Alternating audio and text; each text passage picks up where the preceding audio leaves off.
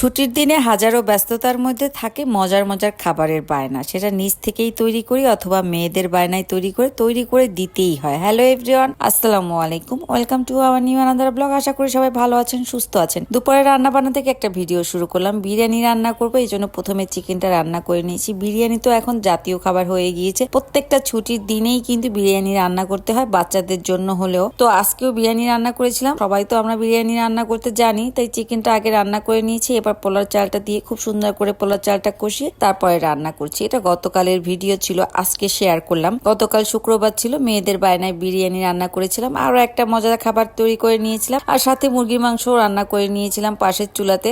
Chicken biryani করেছি, পাশে একটু মুরগির মাংসের ঝোল করে নিয়েছিলাম বিরিয়ানি দিয়ে খাওয়ার জন্য। আর আপনাদের ভাইয়া যেহেতু বাসায় ছিল না, আমরা নিজেরাই ছিলাম, চিন্তা করলাম যত সহজে রান্না করা যায় সেটাই রান্না করে নিয়ে। আর চিকেন বিরিয়ানিটা রান্না করা না অনেক বেশি সহজ লাগে আমার কাছে, মানে এইভাবে রান্না করলে। তবে প্রপার রেসিপিতে রান্না করলে কিন্তু অনেকটা সময় লাগে এবং একটু কঠিনও মনে হয়।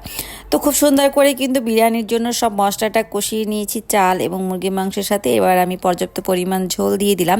যতটুকু পরিমাণ চাল নিয়েছি তার ডাবল পরিমাণ ঝোল দিয়ে দিয়েছি। পাশের চুলাতে মুরগির মাংসটাও রান্না করা হয়ে গিয়েছে। অল্প পরিমাণে রান্না করে নিয়েছিলাম, যেহেতু অল্প কয়েকজন মানুষ ছিলাম বাসায়। সাথে সাথে আমি কিন্তু এই যে বিরিয়ানির মধ্যে একটু পাউডার দুধ দিয়ে দিয়েছি। দুধ ব্যবহার করলে না খেতে ভালো লাগে, তো লিকুইড দুধটা বাসা ছিল না, পাউডার দুধটা ছিল, সেটাই দিয়ে দিলাম। খুব সুন্দর করে চুলার আঁচ হাইটে রেখে চালটা ফুটিয়ে নিয়ে এর মধ্যে অল্প পরিমাণে চিনি দিয়েছি। আমার কাছে একটু চিনি দিলে না বিরিয়ানিটা খেতে ভালো লাগে। আর যেহেতু বাচ্চাদের পছন্দের কথা চিন্তা করে রান্না করেছি, তাই ওরা যেভাবে পছন্দ করে সেভাবে রান্না করে নিয়েছিলাম। খুব সুন্দর করে পানিটা ফুটে উঠেছে, এর মধ্যে কিছু কাঁচামরিচও কিন্তু আমি দিয়ে দিয়েছি। এরপর বেশ খানিকক্ষণ ঢাকনা দিয়ে ঢেকে রেখেছিলাম। আর এখন দেখুন অনেকটাই ঝোল টেনে গিয়েছে। এবার আমি দমে রেখে দেবো পুরো 15 মিনিটের জন্য। দমে রেখে দিলেই পুরো চালটা সিদ্ধ হয়ে যাবে। এমনিতে কিন্তু রান্নাটা অনেকটাই কমপ্লিট হয়ে গিয়েছে। তারপর নামানোর আগে আমি একটু পেঁয়াজ বেরেস্তা দিয়ে তারপর নামিয়ে নেব।